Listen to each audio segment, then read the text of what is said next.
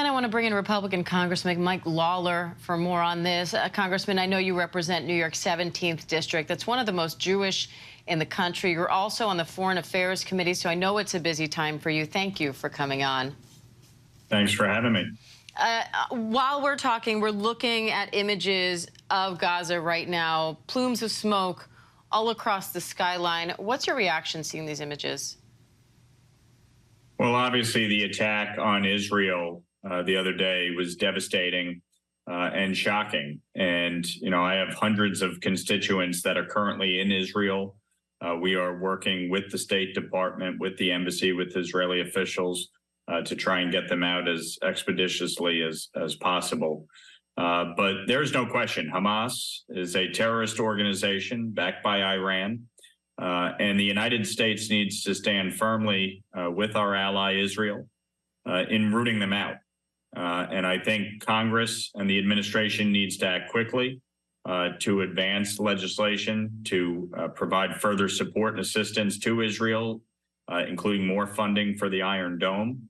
It is clear that Iran and other bad actors in the region will do everything they can to eliminate Israel from the face of the earth, and we need to stand firm and resolute in our support for them. And I think it is critical at this juncture that we do so.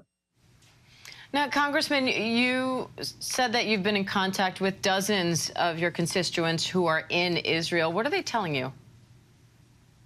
Well, I think obviously, they're very concerned for their safety and that of their families, and we are trying to work to get as many commercial and, if necessary, military flights available so that we can get them out of Israel safely and quickly so that they can come back to the United States. I mean, obviously, this was on a holiday. A lot of people, go over to Israel during the holidays, but at any given moment, especially from New York, we have thousands of constituents who are over in Israel. You have a lot of people who are dual citizens.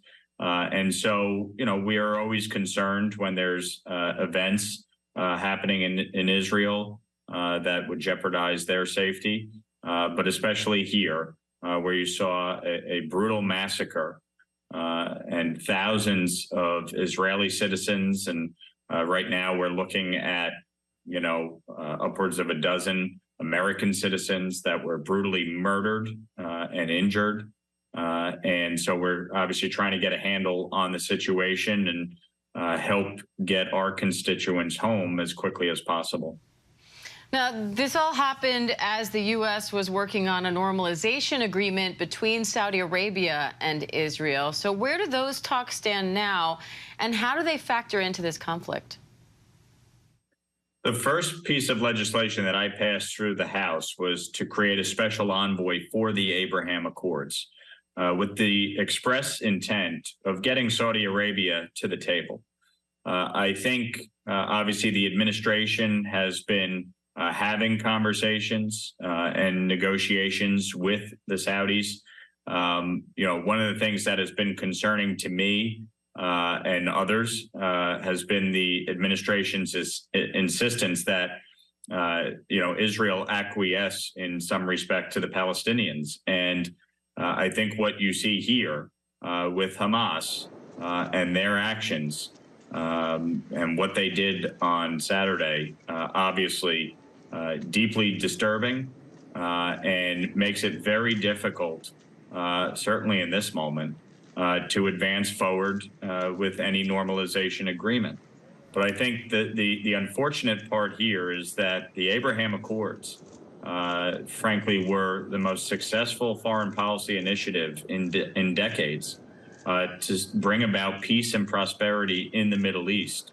And I think we obviously need to keep our focus on that as this conflict unfolds, and not allow this to spiral backwards with the nations that have already normalized relations with Israel.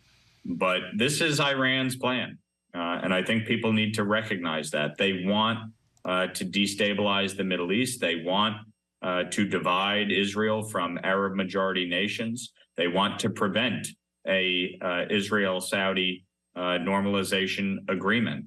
And so they will use every weapon in their arsenal, including funding Hamas, to engage in a proxy war.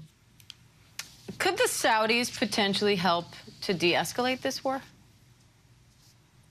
Well, I hope the Saudis recognize there is no moral equivalency here. Hamas is a terrorist organization that has taken steps to wipe out Israel with the backing of Iran, and the Saudis need to play a role in, ultimately bringing about peace in the Middle East. They are critical to that.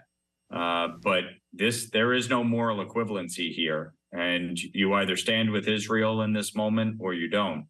The United States stands with Israel, and I think it's incumbent on our allies and those with which we have relationships to stand with Israel in this moment.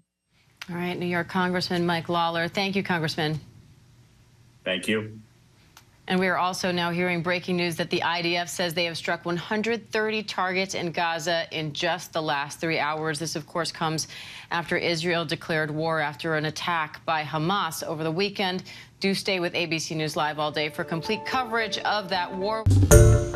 Hi, everyone. George Stephanopoulos here. Thanks for checking out the ABC News YouTube channel. If you'd like to get more videos, show highlights, and watch live event coverage, click on the right over here to subscribe to our channel. And don't forget to download the ABC News app for breaking news alerts. Thanks for watching.